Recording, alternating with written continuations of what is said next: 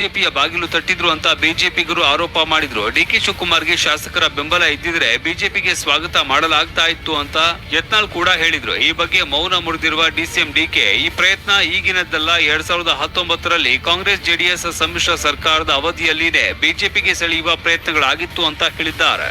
ನನಗೆ ದೆಹಲಿಯಿಂದ ಫೋನ್ ಬಂತು, ನೀವು ಡೆಪ್ಟಿ ಸಿಎಂ ಆಗ್ತೀರಾ ಇಲ್ಲ ಜೈಲ್ಗೆ ಹೋಗ್ತೀರಾ, ಎರಡರಲ್ಲಿ ಒಂದು ಆಯ್ಕೆ ಮಾಡಬೇಕು, ಅವ್ನು ವಾಪಸ್ ಕಳಿಸಿರೋಂತ. ಏನ್ ಮಾಡ್ತೀರಿ? ಪಕ್ಷದ ನಿಷ್ಠೆ.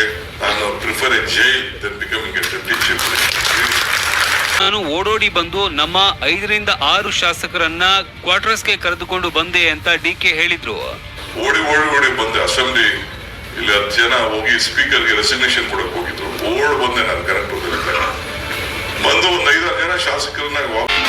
ಆಗ ದೆಹಲಿಯಿಂದ ಇನ್ಕಮ್ ಟ್ಯಾಕ್ಸ್ ಆಡಿಟರಿಂಗ್ ಫೋನ್ ಮಾಡಿ ಮಾತನಾಡಿದ್ರು ಅಂತ ಡಿಕೆ ಶಿವಕುಮಾರ್ ಹೇಳಿದ್ದಾರೆ. ಅವತ್ತೇ ಡಿಸಿಎಂ ಆಗ್ತೀರಾ ಅಥವಾ ಜೈಲಿಗೆ ಹೋಗ್ತೀರಾ ಅಂತ ಕೇಳಿದ್ರು. ನಾನು ಪಕ್ಷನಿಷ್ಠೆಗಾಗಿ ಡಿಸಿಎಂ ಬೇಡ ಅಂತ ಜೈಲು ವಾಸವನ್ನೇ ಆಯ್ಕೆ ಮಾಡಿಕೊಂಡೆ. ಅವತ್ತು ಮನಸ್ಸು ಮಾಡಿದ್ರೆ ಡಿಸಿಎಂ ಆಗಬಹುದಾಗಿತ್ತು ಅಂತ ಡಿಕೆಶಿ ರಹಸ್ಯ ಬಿಚ್ಚಿಟ್ಟಿದ್ದಾರೆ. ನನಗೆ ದೆಹಲಿಯಿಂದ ಫೋನ್ ಬಂತು, ನೀವು ಡೆಪ್ಟಿ ಸಿಎಂ ಆಗ್ತೀರಾ ಇಲ್ಲ ಜೈಲಿಗೆ ಹೋಗ್ತೀರಾ, ಎರಡರಲ್ಲಿ ಒಂದು ಆಯ್ಕೆ ಮಾಡಬೇಕು, ಅವ್ನು ವಾಪಸ್ ಕಳಿಸಿರೋಂತ. ಏನ್ ಮಾಡ್ತೀರಿ? ಪಕ್ಷದ ನಿಷ್ಠೆ. ನಾನು prefer a jail then becoming a deputy chief. ಹೊಸಬರಿಗೆ ಅವಕಾಶ ಸಿಗಬೇಕು ಅಂತ ಹೇಳಿದ್ರು.